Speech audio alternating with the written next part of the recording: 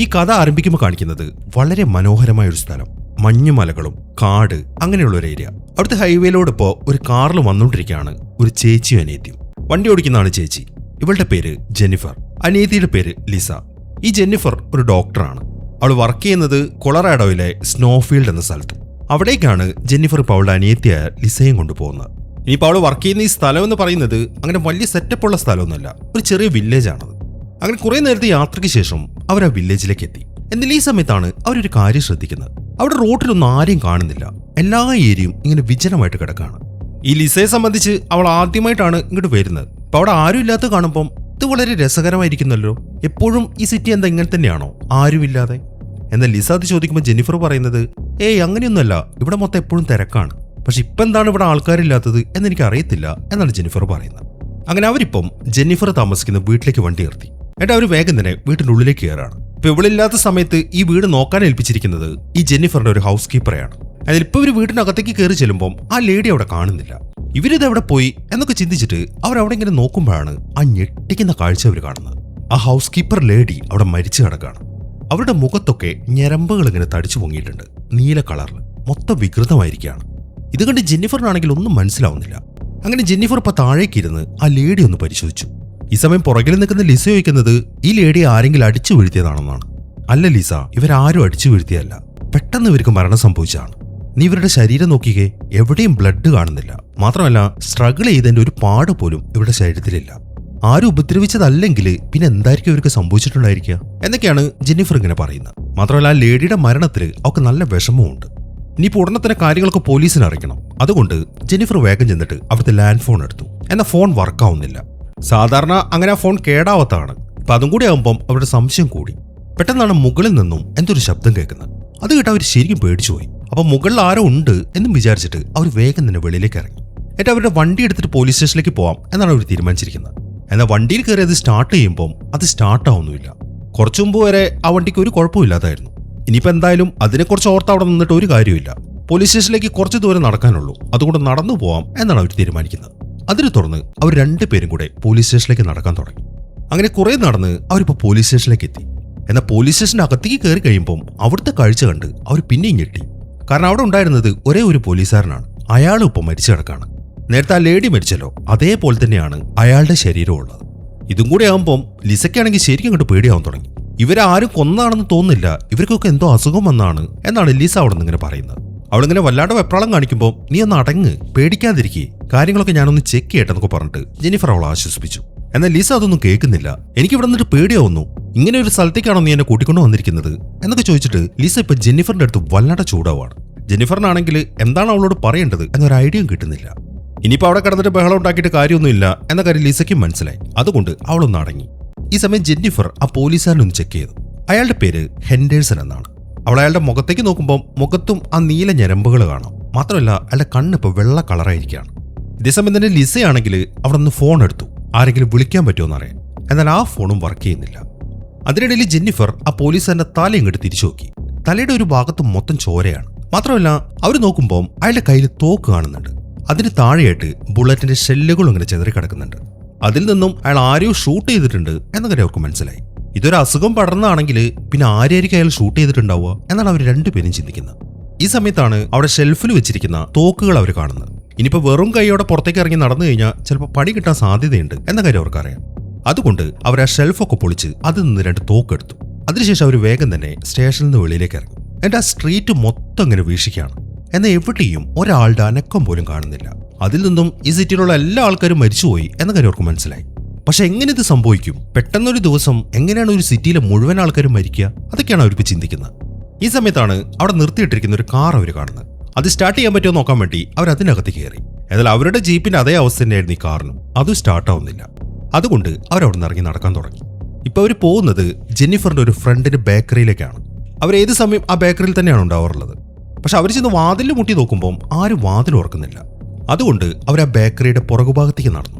ഒരു ഇടുങ്ങിയ വഴിയിലൂടെയാണ് അവർ മുന്നോട്ട് നടക്കുന്നത്. ഈ സമയമാകുമ്പോഴേക്കും നേരെ ഇരുട്ടാറായിട്ടുമുണ്ട്.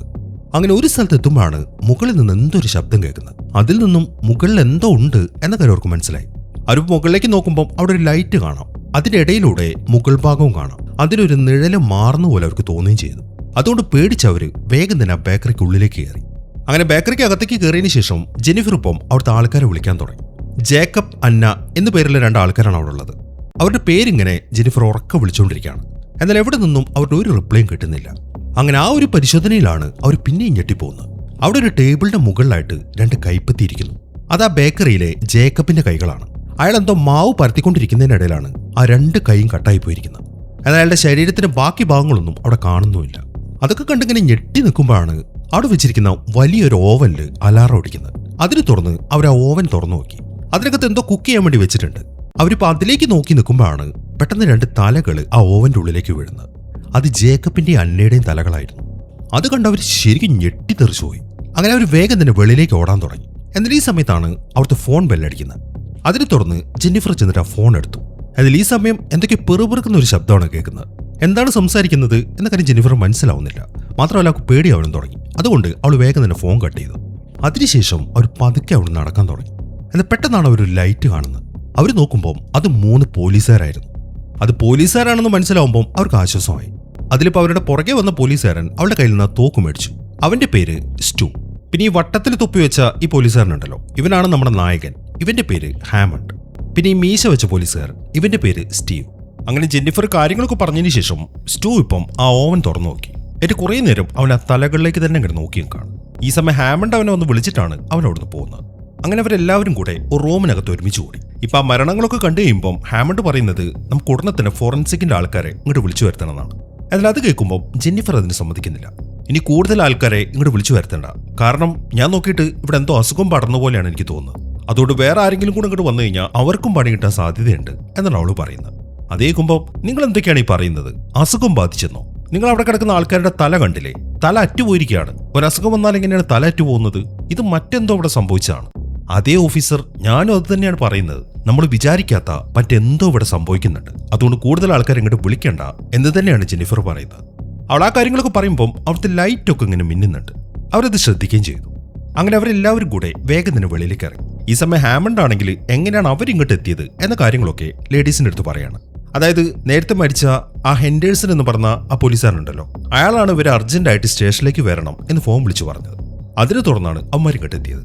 അങ്ങനെ അവർ ആ റോട്ടിലൂടെ നടന്ന് ഒരു സ്ഥലത്ത് എത്തുമ്പോഴാണ് പെട്ടെന്ന് അവിടെ ഉച്ചത്തിലുള്ളൊരു ശബ്ദം കേൾക്കുന്നത്. അതൊരു നിലവിളി പോലെയും തോന്നുന്നുണ്ട്, അതേപോലെ എന്തോ അലാറം അടിക്കുന്ന പോലെയും തോന്നുന്നുണ്ട്. പക്ഷെ അതെന്താണ് സംഭവം എന്നവർക്ക് മനസ്സിലാവുന്നില്ല. പക്ഷെ ആ ശബ്ദം അത് തീരെ സഹിക്കാൻ പറ്റാത്തതാണ്. പിന്നീട് അവർ നോക്കുമ്പോൾ അവിടെ ഉണ്ടായിരുന്ന ബിൽഡിങ്ങുകളിലൊക്കെ ആ ശബ്ദം കേട്ടതിനെ തുടർന്ന് അലാറം അടിക്കാൻ തുടങ്ങി. അതിനെ തുടർന്ന് അവിടെയുള്ള ലൈറ്റുകളൊക്കെ മിന്നാനും തുടങ്ങി. അവരാണെങ്കിൽ തോക്കും പിടിച്ച് എന്തിനും തയ്യാറായിട്ട് നിൽക്കുകയാണ്. എന്നാൽ കുറച്ച് സമയം കഴിഞ്ഞപ്പം ആ ശബ്ദമെല്ലാം സ്റ്റോപ്പ് ആവുകയും ചെയ്തു. ആ ശബ്ദമൊക്കെ നിന്ന് കഴിയുമ്പം ഒരു കാര്യം കൂടെ അവർക്ക് കൺഫേം ആയി. അതായത് ആ സിറ്റിയിൽ വേറെ ആരും തന്നെ ജീവനോടെ ഇല്ല. ജീവനോടെ ഉണ്ടായിരുന്നെങ്കിൽ ആ ശബ്ദം കേട്ട് കഴിഞ്ഞപ്പം എല്ലാവരും ഇപ്പോൾ വെളിയിലേക്ക് ഓടി വരണ്ടായിരുന്നു. അങ്ങനെ അടുത്തായിട്ട് ഒരു ഹോട്ടലിനുള്ളിലേക്കാണ് കയറുന്നത്. റിസപ്ഷനിലേക്ക് ചെന്നിട്ട് അവിടെ ആരൊക്കെ റൂം എടുത്തിട്ടുണ്ട് എന്നൊക്കെ ഒരു ചെക്ക് ചെയ്യാൻ തുടങ്ങി. അവിടുത്തെ രജിസ്റ്റർ പരിശോധിച്ച് കഴിഞ്ഞപ്പം ആ ഹോട്ടലിലെ 4 റൂംസാണ് ബുക്ക് ചെയ്തിരിക്കുന്നത് എന്നൊക്കെ അവർക്ക് മനസ്സിലായി. ഓഫ് സീസൺ ആയതുകൊണ്ടാണ് ഇത്രയും കുറവ് ബുക്കിംഗ്. അങ്ങനെ അതെല്ലാം നോക്കിക്കൊണ്ടിരിക്കുമ്പോഴാണ് മുകളിലത്തെ നിലയിൽ നിന്നും ഒരു ശബ്ദം കേൾക്കുന്നത്, ഒരു മ്യൂസിക് പ്ലേ ചെയ്യുന്നത്. അതിനെ തുടർന്ന് അവരെല്ലാവരും മുകളിലേക്ക് കയറി. അങ്ങനെ മുകളിലത്തെ നിലയിലേക്ക് എത്തിയതിനു ശേഷം ഓരോരുത്തരായിട്ട് ഓരോരോ റൂം ചെന്ന് പരിശോധിക്കാൻ തുടങ്ങി. ഇപ്പൊ ഹാമണ്ട് ഒരു റൂമിലേക്ക് കയറിയിട്ട് അവിടുത്തെ ഒരു ഷെൽഫ് തുറന്നു. ഈ സമയത്താണ് അവൻ ഞെട്ടിക്കുന്ന ഒരു കാഴ്ച കാണുന്നത്. ഒരു ചെറിയ പയ്യൻ അവനിങ്ങനെ തോക്കും പിടിച്ച് നിൽക്കുകയാണ്. എന്നാൽ ഒരു സെക്കൻഡ് നേരത്തേക്ക് അവൻ ആ കാഴ്ച കണ്ടുള്ളൂ. അതിനെ തുടർന്ന് ആ പയ്യൻ അവിടുന്ന് അപ്രത്യക്ഷമായി. ഒരുപക്ഷെ അത് ഹാമണ്ടിന്റെ തോന്നലായിരിക്കും. അതുകൊണ്ട് വേഗം തന്നെ അവൻ ആ റൂമിൽ നിന്ന് ഇറങ്ങി. ഇതേസമയം തന്നെ സ്റ്റൂ ആണെങ്കിൽ മറ്റൊരു റൂമിൽ നിൽക്കുകയാണ്. ആ റൂമിന്റെ അകത്തേക്ക് കയറുമ്പോൾ അവിടെ ഒരു സ്ത്രീ മരിച്ചു കിടക്കുന്നുണ്ടായിരുന്നു. അവിടുത്തെ ബെഡിലായിട്ട്. നല്ല പ്രായമുള്ള ഒരു സ്ത്രീയാണത്. അവരുടെ മുഖം മൊത്തം വികൃതവുമാണ്. അങ്ങനെ സ്റ്റൂ ചെന്നിട്ട് ആ ലേഡി കിടക്കുന്ന ബെഡിലേക്ക് ഇരുന്നു. അതിനുശേഷം ആ പതുക്കെ ആ ലേഡിയുടെ ദേഹത്തേക്കൊന്ന് കൈവച്ചു. അതിൽ ഈ സമയത്താണ് ഹാമണ്ട് വന്നിട്ട് അവനെ വിളിക്കുന്നത്. നീ എന്താ ഇവിടെ ചെയ്യുന്നതെന്ന് അവൻ ചോദിക്കുമ്പോൾ സ്റ്റൂ പറയുന്നത്, ഞാൻ ഇവിടെ എന്തെങ്കിലും ക്ലൂ കിട്ടുമോ നോക്കുകയായിരുന്നു. അതേക്കുമ്പം എന്നാ മതി ക്ലൂ നോക്കിയത്, നീ വെളിയിലേക്ക് വന്നതെന്നും പറഞ്ഞിട്ട് ഹാമണ്ട് അവിടുന്ന് പോയി. അങ്ങനെ ഹാമണ്ട് വെളിയിലേക്ക് ചെന്ന് ഇപ്പൊ ജെന്നിഫറിനെ വിളിച്ചോണ്ട് റൂമിലേക്ക് കയറി. എന്നിട്ട് അവൻ അവൾക്ക് ഒരു കാര്യം കാണിച്ചു കൊടുക്കുകയാണ്. അവിടുത്തെ ഒരു ബാത്റൂം അടഞ്ഞു കിടക്കായിരുന്നു, ഉള്ളിൽ നിന്ന് ലോക്ക് ചെയ്ത പോലെ. ഇപ്പൊ അത് തുറന്നിട്ടാണ് ഹാമണ്ട് ഇപ്പൊ ജെന്നിഫറിനെ അങ്ങോട്ട് വിളിച്ചിരിക്കുന്നത്. ആ ബാത്റൂമിന്റെ കണ്ണാടിയിലായിട്ട് ഒരു കാര്യം എഴുതി വെച്ചിട്ടുണ്ട്. അത് ലിപ്സ്റ്റിക്കും ഉണ്ട്. അതിലൊരാളുടെ പേരാണ് തിമോത്തി ഫ്ലൈറ്റ്. അയാൾ പഴയ കാലത്തുള്ള ഒരു ശത്രുവാണ് എന്നും കൂടെ അതിൽ എഴുതിയിട്ടുണ്ട്. ഇതിനെക്കുറിച്ച് നിനക്ക് എന്തെങ്കിലും അറിയോ എന്നാണ് ഹാമണ്ട് ഇപ്പൊ ജെന്നിഫറിന്റെ അടുത്ത് ചോദിക്കുന്നത്. എന്നാൽ അവൾക്ക് അതിനെക്കുറിച്ചൊന്നും അറിയത്തില്ല. അവർ ആ കാര്യങ്ങളൊക്കെ നോക്കിക്കൊണ്ട് നിൽക്കുമ്പോൾ ലിസയും അങ്ങോട്ട് വന്നു. ഇപ്പൊ ജെന്നിഫർ പറയുന്നത്, ഇനിയൊരു പക്ഷേ ഈ തിമോത്തി എന്നത് ആ കില്ലറിന്റെ പേരാണെങ്കിലോ? അതേക്കുന്ന ഹാമണ്ട് പറയുന്നത്, ഒരുപക്ഷെ ആയിരിക്കും. ഈ ബാത്റൂമിനകത്ത് കയറി ഒളിച്ച ലേഡി തന്റെ ശത്രുവിനെ കുറിച്ചുള്ള ഒരു സൂചനയായിട്ടായിരിക്കും ഈ പേര് ഇതിൽ എഴുതി വെച്ചിരിക്കുന്നത്. പക്ഷെ അവർക്ക് ഇതിലൊരു മെസ്സേജ് ആയിട്ട് എഴുതിയ പോരായിരുന്നു. ഇതിപ്പോ ഒന്നും മനസ്സിലാവുന്നില്ലല്ലോ. മാത്രമല്ല അവരിതിനകത്ത് കയറി ഒളിച്ചാണെങ്കിൽ അവരെവിടെ പോയി? ഇവിടെ നിന്ന് അപ്രത്യക്ഷമായതുപോലെയാണല്ലോ തോന്നുന്നത്. കാരണം ഇവിടുന്ന് രക്ഷപ്പെടാൻ ഒരു ജനലോ വാതിലോ അങ്ങനെ ഒന്നുമില്ല. ഹാമണ്ട് ആ കാര്യങ്ങളൊക്കെ പറയുമ്പം ബാക്കിയുള്ളവർക്കാണെങ്കിൽ അതിനെക്കുറിച്ച് എന്താണ് പറയേണ്ടതെന്ന് അറിയത്തുമില്ല. ഇതേസമയം തന്നെ സ്റ്റീവും ഇപ്പോൾ അവിടുത്തെ കോറിഡോറിൽ നിൽക്കുകയാണ്. അതിനിടയിലാണ് അവരെന്തോ കിലുങ്ങുന്ന ശബ്ദം കേൾക്കുന്നത്. കുറേ സാധനങ്ങൾ എവിടേക്കോ മാറിയിട്ടതുപോലെ. അത് റൂമിന്റെ അകത്തു നിന്നാണ് കേട്ടത്. അതുകൊണ്ട് സ്റ്റൂ ഇപ്പൊ ആ റൂമിലേക്ക് പോയി. അവ നോക്കുമ്പോൾ അവിടുത്തെ ബെഡിലായിട്ട് കുറേ ആൾക്കാരുടെ സാധനങ്ങൾ ഇങ്ങനെ കൂട്ടി വെച്ചിരിക്കുകയാണ്. ഇത്ര നേരമായിട്ടും അങ്ങനെയുള്ള സാധനങ്ങളൊന്നും അവിടെ ഇല്ലായിരുന്നു. പെട്ടെന്ന് അത് അവിടെ പ്രത്യക്ഷപ്പെട്ടതുപോലെയാണ് അവർക്ക് തോന്നുന്നത്. അങ്ങനെ അവൻ എല്ലാവരെയും വിളിച്ചിട്ട് ആ സാധനം കാണിച്ചു കൊടുത്തു. എങ്ങനെ ഇത് പെട്ടെന്ന് ഇവിടേക്ക് വന്നു എന്നവർക്ക് എത്ര ആലോചിച്ചിട്ടും പിടുത്തം കിട്ടുന്നില്ല. ജെനിഫർ നോക്കുമ്പം അതിനകത്ത് ഈ ഹാർട്ടിനകത്ത് ഫിക്സ് ചെയ്യുന്ന പേസ് മേക്കർ ഉണ്ടല്ലോ, അങ്ങനെ ഒരെണ്ണം അതിനകത്തുണ്ടായിരുന്നു. അതൊക്കെ നോക്കിയതിന് ശേഷം അവർ താഴേക്ക് ഇറങ്ങി. എന്നിട്ട് വീണ്ടും റിസപ്ഷനിൽ ചെന്നിട്ട് രജിസ്റ്റർ ചെക്ക് ചെയ്തു. നേരത്തെ ആ ബാത്റൂമിൽ എഴുതി വെച്ച പേരുണ്ടല്ലോ, തിമോത്തി ഫ്ലൈറ്റ്. അങ്ങനെ ആരെങ്കിലും അവിടെ റൂം എടുത്തിട്ടുണ്ടോ എന്നാണ് അവർ ചെക്ക് ചെയ്യുന്നത്. പക്ഷെ ആ രജിസ്റ്ററിൽ എവിടെയും തിമോത്തി എന്ന് പറഞ്ഞൊരു പേരില്ല. മാത്രമല്ല മറ്റൊരു കാര്യം കൂടെ അവർ ശ്രദ്ധിച്ചു. 4 റൂമുകളാണ് ബുക്ക് ചെയ്തത് എന്ന് നേരത്തെ പറഞ്ഞല്ലോ. 4 റൂമുകളിൽ 7 പേരാണ് ചെക്ക് ഇൻ ചെയ്തത്. പക്ഷെ മുകളിൽ നിന്ന് അവർക്കാണെങ്കിൽ ആ ഒരൊറ്റ ബോഡിയെ കണ്ടെടുക്കാനും പറ്റിയിട്ടുള്ളൂ. അപ്പൊ ബാക്കിയുള്ളവരൊക്കെ എവിടെ പോയി? ഹാമണ്ട് അത് ചോദിക്കുമ്പം ലിസ പറയുന്നത് ഒരുപക്ഷെ അവർ ജീവനോടെ മറ്റെവിടെയെങ്കിലും ഒളിച്ചിരിക്കുന്നുണ്ടായിരിക്കുന്നതാണ്. അതേക്കുമ്പം അതെന്തെങ്കിലുമൊക്കെ ആവട്ടെ, അവരുടെ കാര്യം വിട്. നമുക്ക് എങ്ങനെയെങ്കിലും ഈ തിമോത്തിയെ കണ്ടുപിടിക്കണം. ഞാൻ എന്തായാലും പോലീസ് ഹെഡ്ക്വാർട്ടേഴ്സിലേക്ക് ഒന്ന് വിളിക്കട്ടെ എന്നാണ് ഹാമണ്ട് പറയുന്നത്. അതിനിടയിലാണ് അവർ മറ്റൊരു കാര്യം കാണുന്നത്. അത് കണ്ടവർ ശരിക്കും ഞെട്ടിപ്പോയി. അതൊരു ലേഡിയുടെ കൈപ്പത്തിയായിരുന്നു. ആ കൈപ്പത്തിയിൽ ഒരു ലിപ്സ്റ്റിക്കും ഉണ്ട്. ഇത്രയും നേരം അതും അവിടെ ഇല്ലായിരുന്നു. പെട്ടെന്ന് അവിടെ പ്രത്യക്ഷപ്പെട്ടതുപോലെയാണ് ആ കൈപ്പത്തി അവിടെ ഇരിക്കുന്നത്. അങ്ങനെ അതിലേക്ക് തന്നെ അവർ നോക്കി നിൽക്കുമ്പോഴാണ് അവിടെ നിന്ന് പാട്ട് കേൾക്കുന്നത്. മാത്രമല്ല അതിന് തുറന്ന ഒരു ലേഡിയുടെ നിലവിളിയും കേട്ടു, എന്നെ രക്ഷിക്കൂന്നും പറഞ്ഞിട്ട്. അത് കേട്ടതും ഞാൻ പോയി നോക്കിയിട്ട് വരാമെന്നും പറഞ്ഞിട്ട് സ്റ്റീവ് വേഗം വാതിൽ ഉറന്നിട്ട് വെളിയിലേക്ക് ഇറങ്ങി. എന്നാൽ അവൻ വെളിയിലേക്ക് ഇറങ്ങിയതും പെട്ടെന്ന് അവന്റെ ദേഹത്തേക്ക് ഒരു കറുത്ത നിഴല് വന്നു. അതിനെ തുറന്ന് അവന്റെ നിലവിളി കേട്ട് ബാക്കിയുള്ളവർ വെളിയിലേക്ക് ഇറങ്ങി. എന്നാൽ അവര് നോക്കുമ്പോൾ സ്റ്റീവൻ അവിടെ കാണുന്നില്ല. അവന്റെ തോക്ക്, ഷൂ അങ്ങനെയുള്ള കാര്യങ്ങളൊക്കെ അവിടെ കിടക്കുന്നുണ്ട്. പെട്ടെന്ന് ഇത് അവനെങ്ങോട്ട് പോയി എന്നാണ് അവർ ചിന്തിച്ചുകൊണ്ട് നിൽക്കുന്നത്. മാത്രമല്ല അവർക്ക് ശരിക്കും പേടി അവനും തുടങ്ങി. അങ്ങനെ ഹാമണ്ടും കൂട്ടരും നേരെ അവിടുത്തെ പോലീസ് സ്റ്റേഷനിലേക്ക് പോയി. എന്നിട്ട് അവിടെ ഇരുന്നിട്ട് വയർലെസ് വഴി പോലീസ് ഹെഡ്ക്വാർട്ടേഴ്സിലേക്ക് വിളിച്ചു. എന്നിട്ട് കാര്യങ്ങളൊക്കെ അറിയിച്ചു. ഹാമണ്ട് ആദ്യം പറയുന്നത് ആ തിമോത്തി ഫ്ലൈറ്റിന്റെ കാര്യമാണ്. അതിനുശേഷം അവിടെ നടക്കുന്ന ഇതുവരെയായിട്ട് അവർ കണ്ട മുഴുവൻ കാര്യങ്ങളും ഒറ്റ ശ്വാസത്തിൽ അറിയിച്ചു. മാത്രമല്ല എത്രയും പെട്ടെന്ന് ഒരു വലിയ ടീമിനെ തന്നെ അങ്ങോട്ട് അയക്കണം എന്നും കൂടെ അവൻ പറഞ്ഞു. അവനീ സംസാരിക്കുന്ന കാര്യങ്ങളൊക്കെ ശ്രദ്ധിച്ചുകൊണ്ട് ബാക്കിയുള്ളവരും അവന് ചുറ്റുമായിട്ടിരിക്കുന്നുണ്ട്. എന്നാൽ ഹാമണ്ട് അത്രയും കാര്യങ്ങളൊക്കെ പറഞ്ഞു കഴിയുമ്പോൾ ഹെഡ്ക്വാർട്ടേഴ്സിലുള്ളവർക്ക് ആ തിമോത്തിയുടെ പേര് മാത്രമേ കേൾക്കാൻ സാധിച്ചുള്ളൂ. പിന്നെ ഇവരിപ്പോൾ എവിടെയാണ് നിൽക്കുന്നത് എന്ന സ്ഥലം അവർക്ക് മനസ്സിലായി. പക്ഷെ ക്ലിയർ അല്ലാത്തതുകൊണ്ട് ബാക്കിയുള്ള ഒരു കാര്യങ്ങളും അവർ കേട്ടില്ല. കോള് ഡിസ്കണക്ട് ആവുകയും ചെയ്തു. എന്നാൽ കോള് ഡിസ്കണക്ട് ആയി കഴിഞ്ഞപ്പോഴാണ് ആ വയർലെസ്സിൽ നിന്നും മറ്റ് ചില ശബ്ദങ്ങൾ കേൾക്കുന്നത്. ഈവിളിന്റെ പോലത്തെ ശബ്ദം. അതേ ശബ്ദം തന്നെയായിരുന്നു നേരത്തെ ജെന്നിഫറിന് ആ ബേക്കറിയിലെ ഫോൺ എടുത്തപ്പോൾ കേൾക്കാൻ സാധിച്ചു.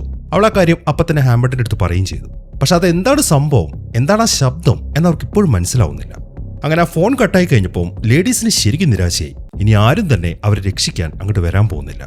അങ്ങനെ കുറച്ച് സമയം കഴിഞ്ഞു. സ്റ്റൂ ഹാമണ്ടും കൂടെ അവിടെ കിടന്ന പോലീസുകാരന്റെ ബോഡി എടുത്ത് ഒരു ബാഗിൽ പൊതിഞ്ഞ് അവിടുന്ന് മാറ്റിവെച്ചു. അതിനുശേഷം അവർ രണ്ടുപേരും കൂടെ തോക്കിൽ ഉണ്ട നിറയ്ക്കാൻ തുടങ്ങി. ഈ സമയം ജെന്നിഫറും ലിസയും അവിടെയുള്ള ജനാലയിലൂടെ പുറത്തേക്ക് നോക്കി നിൽക്കുകയാണ്. അതിനിടയിലാണ് ആ സ്റ്റൂ ഹാമണ്ടിന്റെ അടുത്ത് ഒരു വൃത്തികേട് പറയുന്നത്. എന്തായാലും നമ്മൾ മരിക്കാൻ പോവാണ്, അതുകൊണ്ട് നമുക്ക് അവളുമാരെ അങ്ങോട്ട് തൂക്കിയാലോ? എനിക്ക് അനിയത്തിയെ മതി, നീ ചേച്ചിയെ എടുത്തോ. എന്നാൽ സ്റ്റൂ അത് പറഞ്ഞു കഴിഞ്ഞപ്പം ഹാമണ്ടിന് അങ്ങോട്ട് കലിച്ചു കയറി. അവൻ നല്ല ഇടി തന്നെ സ്റ്റൂവിനിട്ട് കൊടുത്തു. അവസാനം ആ പെമ്പിള്ളേരെ അങ്ങോട്ട് നോക്കിയപ്പോഴാണ് അവൻ ആ ഇടി നിർത്തിയത്. ഈ സമയത്താണ് അവിടുത്തെ ഫോൺ ബെല്ലടിക്കുന്നത്. എന്നാൽ ഹാമണ്ട് ഫോൺ എടുക്കാതെ അവിടെ മടിച്ചു നിൽക്കുകയാണ്. അങ്ങനെ കുറേ നേരം ബെല്ലടിച്ച് കഴിഞ്ഞതിന് ശേഷം ആ ഫോൺ ഓട്ടോമാറ്റിക്കായിട്ട് കണക്റ്റായി. ഇപ്പോൾ അവർ നോക്കുമ്പോഴും ആ ഫോണിലൂടെ കേൾക്കുന്നത് നേരത്തെ കേട്ട അതേ ശബ്ദമാണ്, ആ ഈവിളിന്റെ ശബ്ദം. എന്നാൽ ഇത്തവണ ഹാമണ്ട് അതിനെ റെസ്പോണ്ട് ചെയ്തു. ആരാണ് നീ, എന്താണ് നിങ്ങൾക്ക് വേണ്ടത്? എന്നാൽ അവനത് ചോദിച്ചു കഴിഞ്ഞപ്പോൾ ആ ഫോണിൽ നിന്ന് വന്ന ആദ്യത്തെ ശബ്ദം മാറി. പിന്നീട് അവർ കേൾക്കുന്നത് ഒരു ഞെരക്കമാണ്, ആരോ കഴുത്ത് പിടിച്ച് ഞെരിക്കുന്ന പോലെ. അതിനെ തുറന്ന് ആ ഫോൺ കട്ടാവുകയും ചെയ്തു. ഇതെല്ലാം കേട്ട് അവർക്കാണെങ്കിൽ ഒന്നും മനസ്സിലാവുന്നുമില്ല. ഈ സമയത്താണ് പുറത്തു നിന്ന് ഒരു ശബ്ദം കേൾക്കുന്നത്. അതിനെ തുറന്ന് അവർ നോക്കുമ്പോൾ അവിടുത്തെ ജനലിന്റെ അപ്പുറത്തായിട്ട് പൂമ്പാറ്റയെ പോലെ വലിയൊരു ജീവി നിൽക്കുന്നു. അത് ആ ജനൽ പൊളിക്കാൻ ശ്രമിക്കുകയാണ്. അത് കാണുന്ന ഹാമണ്ടും കൂട്ടരും ആ ജനലിന് നേരെ ഇങ്ങനെ തുരുതുര വെടിപൊട്ടിക്കാൻ തുടങ്ങി. കുറേ നേരം അവർ ഷൂട്ട് ചെയ്യുന്നുണ്ട്. അങ്ങനെ ആ ജനൽ മൊത്തത്തിൽ തകർന്നു. പിന്നീട് അവർ നോക്കുമ്പോൾ ആ ജീവിയുടെ അനക്കമൊന്നുമില്ല. അത് ചത്തോന്നറിയാൻ വേണ്ടി സ്റ്റൂ ഇപ്പം ആ ജനലിന്റെ അടുത്തേക്ക് ചെന്നു. എന്നാൽ പെട്ടെന്നാണ് ആ ജീവി വന്നിട്ട് സ്റ്റൂവിനെ അവിടുന്ന് തൂക്കിയെടുക്കുന്നത്. എന്നിട്ട് അവൻ ആ റൂമിന്റെ ഉള്ളിലേക്ക് കയറ്റി അവന്റെ മുഖം കടിച്ച് പറിക്കാൻ തുടങ്ങി. ഈ സമയം ഹാമണ്ടും കൂട്ടരും പിന്നെ ഷൂട്ട് ചെയ്തു. അതിനെ തുറന്ന് ആ ജീവി അവിടുന്ന് പുറത്തേക്ക് പോവുകയും ചെയ്തു. അങ്ങനെ ആ ജീവി അവിടെ നിന്ന് പോയി കഴിഞ്ഞപ്പം അവരാ പൊളിഞ്ഞ ജനലൊക്കെ ക്ലോസ് ചെയ്യാൻ വേണ്ടി അവിടെ പലകയൊക്കെ അടിച്ചു വെച്ചു. എന്നിട്ട് അവർ നേരെ പോകുന്നത് സ്റ്റൂവിനെ പരിശോധിക്കാനാണ്. അവനിപ്പം മരിച്ചു. അവന്റെ കണ്ണുകളും മൂക്കും അതുപോലത്തെ സോഫ്റ്റ് ആയിട്ടുള്ള മുഴുവൻ ഭാഗങ്ങളും ആ ജീവി തിന്നു തീർത്തു. എന്തിനേറെ പറയുന്നു, അവന്റെ ബ്രെയിൻ വരെ അത് ഊറ്റി തിന്നു. ഇതൊക്കെ സെക്കൻഡുകൾ കൊണ്ടാണ് ആ ജീവി ചെയ്തതെന്നും കൂടെ ഓർക്കണം.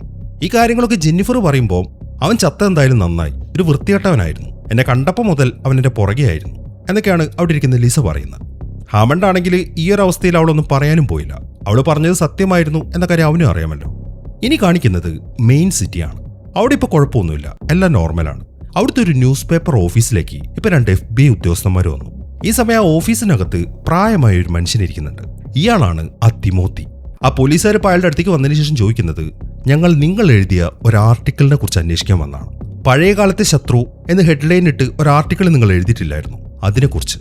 ഈ സമയം അവിടെ ടേബിളിലായിട്ട് ഒരു ന്യൂസ് പേപ്പർ ഇരിക്കുന്നുണ്ട്. അതിലും ഈ തിമോത്തിയുടെ ചില ലേഖനങ്ങളാണ്.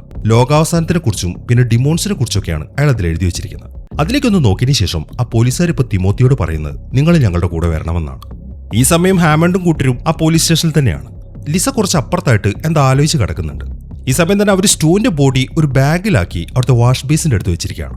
അങ്ങനെ ഹാമണ്ട് ഇപ്പോൾ ജെന്നിഫറിന്റെ അടുത്തേക്ക് ചെന്നിട്ട് അവളുടെ ഓരോരോ പേഴ്സണൽ കാര്യങ്ങളൊക്കെ ചോദിക്കാൻ തുടങ്ങി. ഈ സമയത്താണ് എനിക്കൊന്ന് ബാത്റൂമിൽ പോകണമെന്നും പറഞ്ഞിട്ട് ലിസ വരുന്നത്. അതിന് തുറന്ന് ഹാമണ്ട് അവളെ ബാത്റൂമിലേക്ക് ആക്കി. എന്റെ വാതിലടച്ചിട്ട് അവൻ വെളിയിലേക്ക് നിന്നു. അങ്ങനെ അവൻ പുറത്തേക്ക് പോയി കഴിഞ്ഞപ്പോൾ അവൾ വലിക്കാൻ വേണ്ടി ഒരു സിഗരറ്റ് എടുത്തു. എന്നാൽ ഈ സമയത്താണ് അത് അവളുടെ കയ്യിൽ നിന്നും ആ വാഷ് ബേസിലേക്ക് വീണു പോകുന്നത്. പിന്നീട് അവൾ അത് എടുക്കാൻ ശ്രമിക്കുമ്പോൾ അതിന്റെ ഹോളിൽ നിന്നും എന്തൊക്കെ ശബ്ദം കേൾക്കാൻ തുടങ്ങി. അവൾ അത് തന്നെ ഇങ്ങനെ ശ്രദ്ധിച്ചു നിൽക്കുമ്പോഴാണ് പുറകിലത്തെ ടോയ്ലറ്റ് ഫ്ലഷ് അടിക്കുന്ന ഒരു ശബ്ദം കേൾക്കുന്നത്. അപ്പൊ അതിനകത്ത് ആരോ ഉണ്ട് എന്ന കാര്യം അവൾക്ക് മനസ്സിലായി. മാത്രമല്ല അവൾക്ക് പേടിയാവാനും തുടങ്ങി. എങ്കിലും അവൾ ചെന്നിട്ട് ആ ബാത്റൂം തുറന്നു. എന്നാൽ അതിനകത്ത് ആരും ഉണ്ടായിരുന്നില്ല. പെട്ടെന്നാണ് മരിച്ചുപോയ സ്റ്റൂ അങ്ങോട്ട് വരുന്നത്. അവനിപ്പോൾ പ്രേതമാണ്. അത് കണ്ടതും അവൾ പേടിച്ച് വേഗം തന്നെ വെളിയിലേക്ക് ഇറങ്ങി ഓടി. എന്നാൽ ഇതെല്ലാം പുറത്തുനിന്ന ഹാമണ്ടും കണ്ടു. ഇവൾ എന്തിനാണ് ഓടിയെന്ന് വിചാരിച്ചിട്ട് അവൻ ബാത്റൂമിലേക്ക് പോയി. എന്നാൽ അവിടെ ആരും ഉണ്ടായിരുന്നില്ല. അങ്ങനെ അവൻ തിരിച്ച് ലേഡീസിന്റെ അടുത്തെത്തി. ഈ സമയം ലിസയാണെങ്കിൽ പേടിച്ച് അവളുടെ ചേച്ചി അങ്ങനെ കെട്ടിപ്പിടിച്ചിരിക്കുകയാണ്. അവളിപ്പോൾ കണ്ട കാര്യങ്ങളൊക്കെ ഹാമണ്ടിന്റെ അടുത്ത് പറഞ്ഞു. അവൾ സ്റ്റൂവിനെ കണ്ടു എന്ന് പറയുമ്പോൾ അവന് സംശയമായി. സ്റ്റൂ മരിച്ചതല്ലേ? എങ്കിലും അതൊന്ന് കൺഫേം ചെയ്യാൻ വേണ്ടി അവനും ജെന്നിഫറും കൂടെ സ്റ്റൂവിനെ കടത്തിയ സ്ഥലത്തേക്ക് ചെന്നു. എന്നാൽ അവിടുത്തെ കാഴ്ച കണ്ടവർ ശരിക്കും ഞെട്ടിപ്പോയി. ആ ബാഗിൽ കിടന്നിരുന്ന സ്റ്റൂവിനെയും കാണുന്നില്ല, ആ പോലീസുകാരനെയും കാണുന്നില്ല. ഈ ബോഡി ഇത് എങ്ങോട്ട് പോയി എന്നവർ ചിന്തിച്ച് നിൽക്കുമ്പോഴാണ് പുറത്തു നിന്നൊരു ഹെലികോപ്റ്ററിന്റെ സൗണ്ട് കേൾക്കുന്നത്. അവർ വേഗം വെളിയിലേക്ക് ഇറങ്ങി. പക്ഷെ അവരെത്ര വിളിച്ചിട്ടും ആ ഹെലികോപ്റ്റർ താഴേക്ക് വരുന്നില്ല. അതിൽ നിന്നും ഹാമണ്ടിന് ഒരു കാര്യം മനസ്സിലായി. ആ ഹെലികോപ്റ്റർ രഹസ്യാന്വേഷണത്തിന് ഒന്നാണ്. അങ്ങനെയുള്ളവർ ആര് വിളിച്ചാലും നിൽക്കത്തില്ല, അത് നിയമമാണ്. അങ്ങനെ കുറച്ച് സമയത്തിന് ശേഷം ലേഡീസിന് അവിടെ നിന്ന് പോകാൻ വേണ്ടി അവനൊരു വണ്ടി അറേഞ്ച് ചെയ്തു. പക്ഷെ അവരതിനകത്തേക്ക് കയറിയത് സ്റ്റാർട്ട് ചെയ്യുമ്പോൾ അതും സ്റ്റാർട്ട് ആവുന്നില്ല. പിന്നീട് അവർ അതിന്റെ ബോണറ്റ് തുറന്നു നോക്കി. ആ വണ്ടിയുടെ എഞ്ചിൻ മൊത്തം കേടായിരിക്കുകയാണ്. ആരോ അടിച്ച് പരത്തിയതുപോലെയുണ്ട്. അതൊക്കെ കണ്ട് വളരെ നിരാശയിൽ നിൽക്കുമ്പോഴാണ് കുറച്ച് ദൂരത്തു നിന്നും ഒരു പെണ്ണിന്റെ കരച്ചിൽ കേൾക്കുന്നത്. എന്നെ രക്ഷിക്കുമെന്നും പറഞ്ഞിട്ട്. പക്ഷെ ആ ശബ്ദം കേട്ട് അങ്ങോട്ട് പോയി കഴിഞ്ഞാൽ പണി കിട്ടും എന്ന കാര്യം അവർക്കറിയാം. അതുകൊണ്ട് തന്നെ അവരങ്ങോട്ട് പോകുന്നില്ല. ഇതേ സമയം തന്നെ ഒരു മിലിറ്ററി കേണൽ ആ തിമോത്തിയെ കൊണ്ട് ഒരു കാറിൽ അവരുടെ ബേസിലേക്ക് പോയിക്കൊണ്ടിരിക്കുകയാണ്. ആ യാത്രക്കിടയിൽ കേണൽ ഇപ്പൊ തിമോത്തിയുടെ അടുത്ത് ചോദിച്ചു, എന്താണ് ആ പഴയ കാലത്തെ ശത്രു? താങ്കൾ എന്തിനെക്കുറിച്ചാണ് അങ്ങനെ എഴുതിയതെന്ന്. ഈ സമയം തിമോത്തി അതിനുള്ള വിശദീകരണം തുടങ്ങി. നിങ്ങൾ നമ്മുടെ ഹിസ്റ്ററി ഒക്കെ പഠിച്ചിട്ടില്ലേ? അതിൽ മിസ്റ്റീരിയസ് ആയിട്ടുള്ള എത്രയെത്ര തിരോധാനങ്ങളെ കുറിച്ച് പറഞ്ഞിട്ടുണ്ട്. ചില ഉദാഹരണങ്ങൾ ഞാൻ പറയാം. 1939 ഡിസംബർ 10 ചൈനയിൽ 3000-ഓളം പട്ടാളക്കാരാണ് പെട്ടെന്ന് അപ്രത്യക്ഷമായത്, ഒരു തെളിവ് അവശേഷിപ്പിക്കാതെ. അവരൊക്കെ എങ്ങോട്ട് പോയി? ഇനി നമുക്ക് കുറച്ച് വർഷം പുറകിലേക്കൊന്ന് പോയി നോക്കാം. AD 610 മായൻ സംസ്കാരത്തിന്റെ സിറ്റികൾ ഒറ്റ രാത്രി കൊണ്ടാണ് മരുഭൂമികളായി മാറിയത്. മാത്രമല്ല ലക്ഷക്കണക്കിന് ആൾക്കാരും കാണാതായി. ഇതിനൊന്നും വ്യക്തമായ തെളിവുകളോ എക്സ്പ്ലനേഷനോ ഒന്നും തന്നെയില്ല. ഇങ്ങനെ പല പല ഉദാഹരണങ്ങളുണ്ട്. പക്ഷെ അതിനെക്കുറിച്ച് വിശദീകരിക്കാൻ എനിക്കിപ്പോൾ സൗകര്യമില്ല. തിമോത്തി അത്രയും പറഞ്ഞു കഴിയുമ്പോൾ ഓക്കെ മതി വിശദീകരണം. എന്നാൽ ഒന്ന് ചോദിച്ചോട്ടെ, ആരാണ് ഇതിന്റെയൊക്കെ പുറകില്? കേണലിന്റെ ആ ചോദ്യം കേൾക്കുമ്പോൾ ഇറച്ചിക്കൊതിയന്മാർ എന്നാണ് തിമോത്തി അതിന് മറുപടി പറയുന്നത്. അങ്ങനെ അവരിപ്പം മിലിറ്ററി ബേസിലേക്ക് എത്തി. ഈ സമയം തന്നെ കുറെ പട്ടാളക്കാരും സയന്റിസ്റ്റുകളും ഒരു ടീമായിട്ട് ആ പ്രശ്നം നടക്കുന്ന സ്ഥലത്തേക്ക് പോകാൻ വേണ്ടി തയ്യാറായിട്ട് നിൽക്കുകയാണ്. ആ കൂട്ടത്തിലേക്ക് ഇപ്പം അവർ തിമോത്തിയെ കൂടെ ആഡ് ചെയ്തു. കാരണം അറിയാലോ, ഇയാളുടെ പേര് അവിടെയുള്ള ബാത്റൂമിൽ കണ്ടതാണ്. മാത്രമല്ല അത് ബാത്റൂമിൽ എഴുതിയ ആ ലേഡി ഇയാൾ എഴുതിയ ആർട്ടിക്കിളിൽ പറഞ്ഞ ആ ശത്രുവിനെ കണ്ടിട്ടും ഉണ്ടാവും. അങ്ങനെ കുറച്ച് സമയത്ത് യാത്രയ്ക്ക് ശേഷം മിലിറ്ററി ടീം ഇപ്പം അവരുടെ വണ്ടികളിൽ ആ സ്ഥലത്തേക്ക് എത്തി. ഈ സമയം ശബ്ദം കേട്ട് ഹാമണ്ടും കൂട്ടരും വെളിയിലേക്ക് വന്നു. മിലിറ്ററിക്കാരെ കണ്ടപ്പം അവർക്ക് ശരിക്കും ആശ്വാസമായി, രക്ഷപ്പെട്ടല്ലോ. അങ്ങനെ അവിടേക്ക് വന്നിറങ്ങിയതിന് ശേഷം എല്ലാവരും അവിടെയുള്ള ബിൽഡിങ്ങുകളൊക്കെ പരിശോധിക്കാൻ തുടങ്ങി. ഒരു വീട്ടിൽ അവർ ചെന്ന് നോക്കുമ്പോൾ അവിടുത്തെ ടേബിളിലൊക്കെ ഭക്ഷണം വിളമ്പി വെച്ചിരിക്കുകയാണ്. അത് കഴിക്കാതെയാണ് അവിടെയുള്ള എല്ലാവരും അപ്രത്യക്ഷമായിരിക്കുന്നത്. ഇതേസമയം തന്നെ കുറച്ചുപേര് നേരെ പോയിരിക്കുന്നത് ജെന്നിഫറിന്റെ വീട്ടിലേക്കാണ്. അവിടെ മരിച്ചു കിടക്കുന്ന ആ ലേഡി ഉണ്ടല്ലോ, അവരെ പരിശോധിക്കാൻ. ഒരു സയന്റിസ്റ്റ് ഇപ്പം ആ ലേഡിയുടെ ബ്ലഡ് ഒക്കെ കളക്ട് ചെയ്തു. ഈ സമയം ഒരു ഓഫീസർ ആണെങ്കിൽ ഹാമണ്ടിനെയും കൂട്ടരെയും വിശദമായിട്ട് ചോദ്യം ചെയ്യുകയാണ്. അതിനിടയിൽ അയാൾ ചോദിക്കുന്നുണ്ട്, നിങ്ങൾ ആകാശത്ത് വല്ല UFOയും കണ്ടോന്നൊക്കെ. എന്നാൽ അങ്ങനെയൊന്നും ഞങ്ങൾ കണ്ടിട്ടില്ല എന്നാണ് ഹാമണ്ടും കൂട്ടരും പറയുന്നത്. ഇതേ സമയം തന്നെ 2 പേര് താഴെ സീവേജിലേക്കുള്ള ഒരു വാതിൽ തുറന്നു. ഇനി ഒരുത്തൻ അതിലേക്ക് ഇറങ്ങാനാണ് അവർ പ്ലാൻ ചെയ്തിരിക്കുന്നത്. അതിനിടയിൽ ആ തിമോത്തിയും 2-3 സയന്റിസ്റ്റുകളും അവിടെയുള്ള ഒരു പള്ളിയിലേക്കാണ് പോകുന്നത്. അവരവിടെ നോക്കുമ്പോൾ ഒരു ലേഡിയുടെ ശരീരം കണ്ടു. പ്രാർത്ഥിക്കുന്നതിന്റെ ഇടയിൽ മരിച്ചുപോയതാണ്. അങ്ങനെ അവരെ പരിശോധിക്കുമ്പോഴാണ് അവരവിടെ ഒരു അത്ഭുതം കാണുന്നത്. അത് കുറെ സ്വർണവും വെള്ളിയും അങ്ങനത്തെ മെറ്റൽസ് ആണ്. അതവിടെ ഇങ്ങനെ കൂട്ടിയിട്ടിട്ടുണ്ട്. അത് കാണുമ്പോൾ ഒരാളിപ്പോൾ ചോദിക്കുന്നത്, ഇതാരാണോ ഇത്രയും ഹെവി ആയിട്ടുള്ള സംഭാവനയൊക്കെ ഈ പള്ളിക്ക് കൊടുത്ത്? എന്നാൽ അതേക്കുന്ന തിമോത്തി പറയുന്നത്, എടോ ഇത് സംഭാവനയൊന്നുമല്ല, ഇതൊക്കെ മെറ്റൽസ് ആണ്, തിന്നാൽ ദഹിക്കത്തില്ല, അതുകൊണ്ട് മാറ്റിയിട്ടിരിക്കുന്നതായിരിക്കും. ഈ സമയം തന്നെ ഒരുത്തനാണെങ്കിൽ ആ സീവേജ് ടണലിലേക്ക് ഇറങ്ങി. അവനവിടെ നോക്കുമ്പോൾ അവിടുത്തെ കേബിളുകളൊക്കെ കട്ടായിരിക്കുകയാണ്. അപ്പൊ അതുകൊണ്ടാണ് ഫോണിന് കണക്ഷൻ കിട്ടാത്തത്. ആ കാര്യം അവന് മനസ്സിലായി. ഇനി ഉടനെ തന്നെ അത് ശരിയാക്കണം. ഈ സമയം തന്നെ വേറെ ചിലര് ഒരു ബേക്കറിയിലേക്ക് പോയി. അവരവിടെയൊക്കെ പരിശോധിക്കുമ്പോൾ ഒരു പാട്ട് കേട്ടു. നോക്കുമ്പോൾ അത് വാഷ് ബേസിന്റെ ഹോളിൽ നിന്നാണ് വരുന്നത്. ഒരുത്തിനിപ്പം അതിനുള്ളിലേക്ക് തലയിട്ട് നോക്കി. എന്നാൽ പെട്ടെന്നാണ് ആ ഹോളിൽ നിന്നും എന്തോ ഒരു സാധനം അയാളുടെ മോന്തക്കിടിക്കുന്നത്. അതിന് തുറന്ന് അയാൾ പുറകിലേക്ക് തെറിച്ചുപോയി. എന്നാൽ പിന്നീട് അയാൾ നോക്കുമ്പോൾ അത് സീവേജിന്റെ വേസ്റ്റ് ആയിരുന്നു. എന്നാലും ആരാണിപ്പോൾ അത് എറിഞ്ഞത്? ഇതേ സമയം തന്നെ വേറെ ചിലര് ഒരു വീട്ടിലേക്ക് പോയി. എന്നിട്ട് അവിടെ നോക്കുമ്പോൾ ഒരു മൊട്ടത്തലേൻ അവിടെ ബെഡിൽ മരിച്ചു കിടക്കുന്നുണ്ട്, വല്ലാത്തൊരു രൂപത്തിൽ. അങ്ങനെ അയാളെ പരിശോധിക്കുമ്പോഴാണ് ആ റൂമിലെ ചുമരിൽ ഒട്ടിച്ചിരിക്കുന്ന ചില ചിത്രങ്ങൾ അവർ കാണുന്നത്. മൊത്തം ചെകുത്താന്മാരുടെ ചിത്രങ്ങളാണ്. അത് നോക്കി നിൽക്കുമ്പോഴാണ് പെട്ടെന്നൊരു ഞെട്ടിക്കുന്ന കാഴ്ച അവർ കാണുന്നത്. ആ ബെഡിൽ മരിച്ചു കിടന്നവൻ ഇപ്പൊ ജീവനോടെ അവിടുത്തെ വാതിൽക്കൽ നിൽക്കുകയാണ്. അവനിപ്പോ അവരെയൊന്ന് നോക്കിയതിനു ശേഷം ആ വാതിൽ ക്ലോസ് ചെയ്തു. ഇതേ സമയം തന്നെ ആ ടണലിൽ ഇറങ്ങിയവനും പണി കിട്ടി. എന്തോ ഒരു സാധനം അവനെ പിടിക്കാൻ വരുന്നുണ്ട്. പക്ഷെ അതിനെ കാണുന്നില്ല, എന്ന ശബ്ദം കേൾക്കാം. അതുകൊണ്ട് അവൻ പേടിച്ച് ആ ഏണിയിലൂടെ മുകളിലേക്ക് കയറാൻ തുടങ്ങി. എന്നാൽ പെട്ടെന്നാണ് ആ സാധനം വന്നിട്ട് അവനെ പിടിക്കുന്നത്. എന്നിട്ട് അവൻ അവിടുന്ന് വലിച്ചടിച്ചുകൊണ്ട് പോവുകയും ചെയ്തു, അതും വളരെ വേഗത്തിൽ. അതിന് തുറന്ന് പെട്ടെന്ന് അവൻ അവിടുന്ന് അപ്രത്യക്ഷമാവാണ്.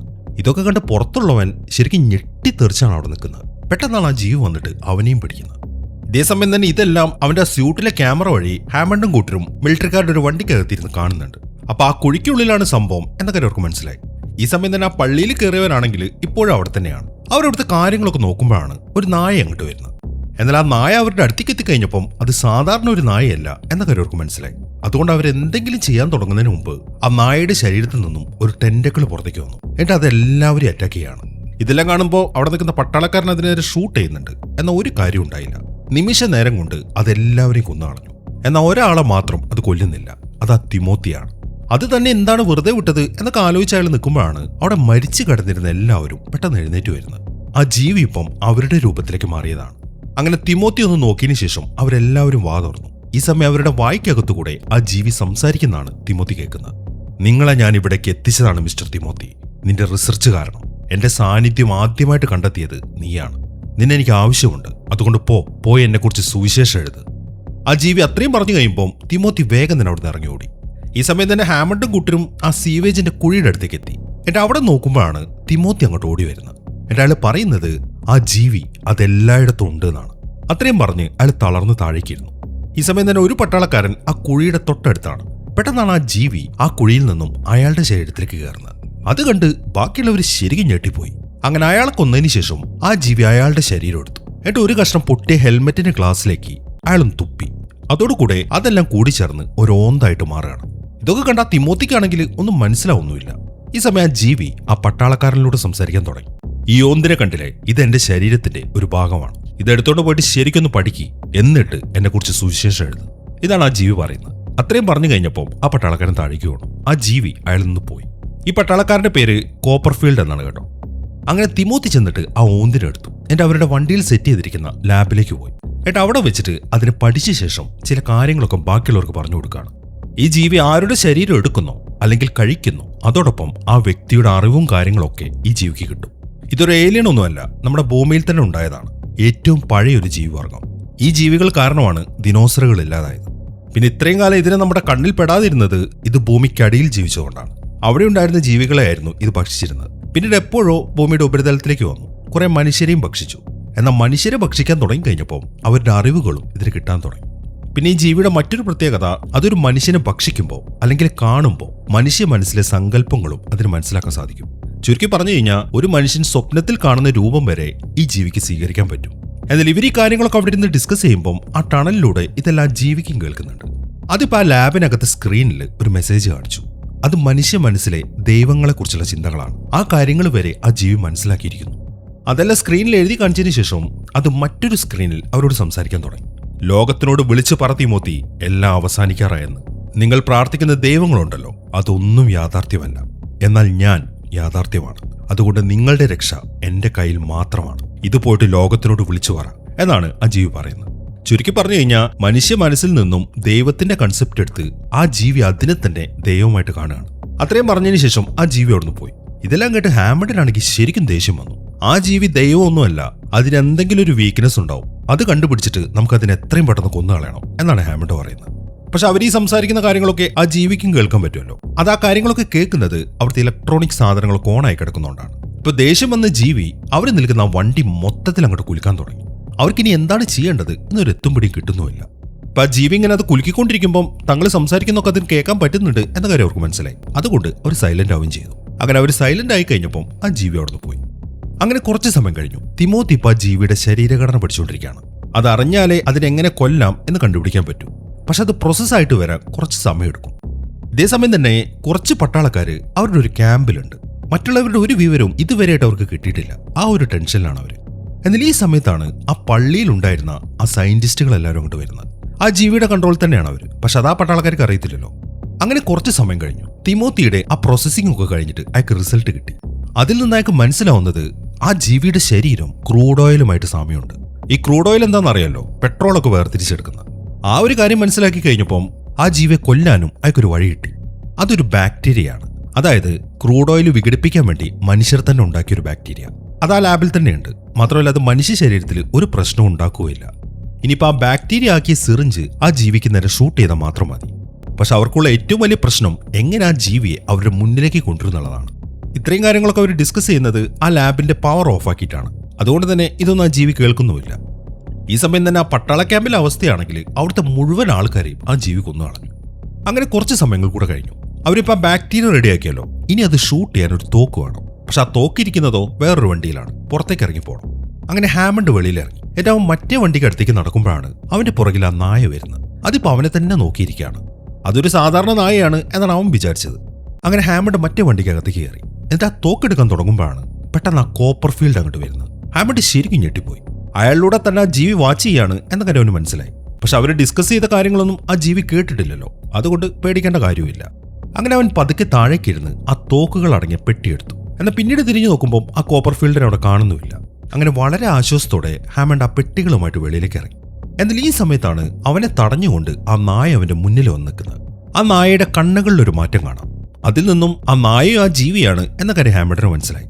നീ എന്തിനാണ് നായ എന്നെ ഇങ്ങനെ തടയുന്നത്? ഈ പെട്ടിയിൽ നീ പേടിക്കുന്ന പോലെ ഒന്നുമില്ല, നിന്നെ സഹായിക്കാനുള്ളതാണ്. അവൻ അങ്ങനെ പറഞ്ഞു കഴിഞ്ഞപ്പോൾ നായ അവന് വിട്ടു. അതിനെ തുടർന്ന് അവൻ ലാബിലേക്ക് കയറുകയും ചെയ്തു. അങ്ങനെ ഇപ്പം എല്ലാ കാര്യങ്ങളും സെറ്റായി. ഇനിയിപ്പം ആ ജീവി അവരുടെ മുന്നിലേക്ക് കൊണ്ടുവരണം. ആ തിമോത്തി അതിനൊരു ഐഡിയ കണ്ടെത്തിയിട്ടുണ്ട്.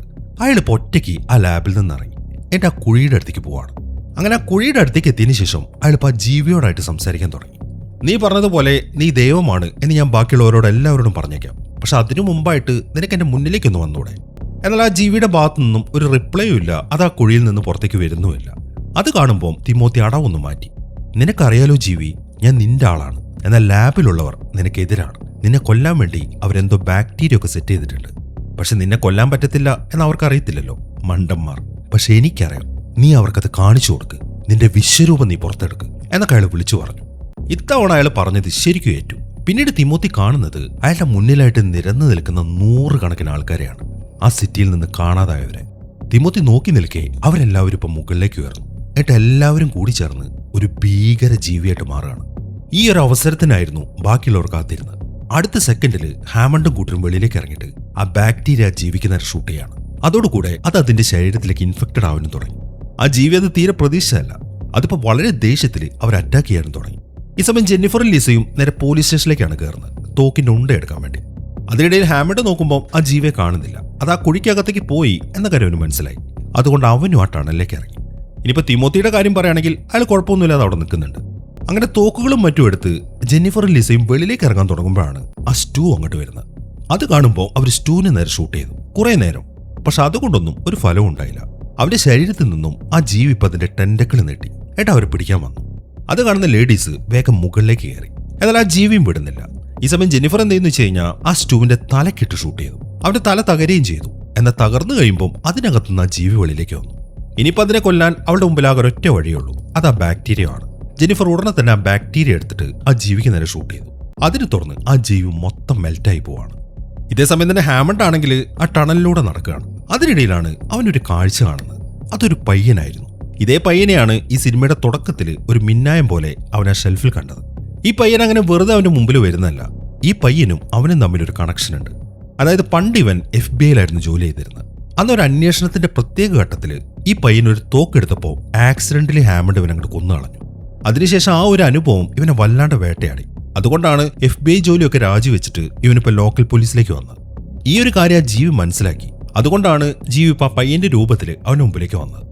അങ്ങനെ ഹാമണ്ടിനെ കണ്ടപ്പോൾ ആ ജീവി അതിന്റെ ടെന്റക്കിൾ നീട്ടി അവനെ അങ്ങ് ഇടിച്ചു തെറിപ്പിച്ചു. അതിന് തുറന്ന് അവന്റെ കയ്യിലുണ്ടായിരുന്ന ആ ബാക്ടീരിയയുടെ ട്യൂബുകളൊക്കെ തെറിച്ചുപോയി. അതെല്ലാം കാണുമ്പോൾ അതെന്താണ് സംഭവം എന്നറിയാൻ വേണ്ടി ആ പയ്യനെ ട്യൂബുകൾ എടുത്തു. ഈ ഒരു അവസരത്തിൽ ഹാമണ്ട് എഴുന്നേറ്റ് ആ ട്യൂബുകൾക്ക് നേരെ ഷൂട്ട് ചെയ്യാണ്. അതോടുകൂടെ അത് പൊട്ടിത്തെറിച്ച് ആ ബാക്ടീരിയ മൊത്തം ആ പയ്യന്റെ മുഖത്തേക്കായി. അതിന് തുറന്ന് കുറച്ച് സെക്കൻഡുകൾ കഴിഞ്ഞപ്പോൾ ആ ജീവി അപ്രത്യക്ഷമാവുകയും ചെയ്തു. പിന്നീട് അങ്ങോട്ട് ആ ജീവിയുടെ അനക്കമൊന്നും അവർ കാണുന്നില്ല. അതിന്റെ പണി മൊത്തത്തിൽ തീർന്നു എന്ന കാര്യം അവർക്ക് മനസ്സിലായി. മാത്രമല്ല വലിയൊരു ആപത്തിൽ നിന്നാണ് അവർ ലോകത്തെ രക്ഷിച്ചിരിക്കുന്നത്. ആ ഒരു സന്തോഷം അവർക്കുണ്ട്. പിന്നീട് കാണിക്കുന്നത് ടിവിയിലൂടെയുള്ള തിമോത്തിയുടെ ഒരു സ്പീച്ചാണ്. അതിൽ ആ ജീവിയെക്കുറിച്ചുള്ള അയാളുടെ കണ്ടെത്തലുകൾ മുഴുവൻ അയാൾ ഇപ്പോൾ വെളിപ്പെടുത്തി. മാത്രമല്ല അവസാനം അയാൾ പറയുന്നത് ആ ജീവി ഭൂമുഖത്തുനിന്ന് പോയോ ഇല്ലയോ എന്നൊന്നും എനിക്കറിയത്തില്ല. പോയാൽ നല്ലത്, പോയില്ലെങ്കിൽ അതായിരിക്കും നമ്മൾ മനുഷ്യകുലത്തിന്റെ അന്തകൻ.